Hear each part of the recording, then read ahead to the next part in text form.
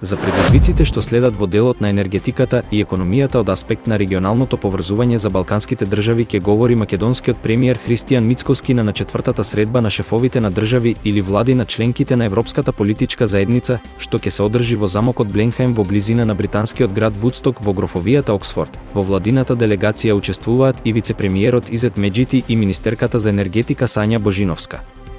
Според најавите, на средбата 47-те европски лидери ќе разговараат за континуираната поддршка за Украина, како и за заедничките предизвици со кои се соочува Европа, поврзани со енергијата, поврзувањето, безбедноста, заштитата на демократијата и миграцијата.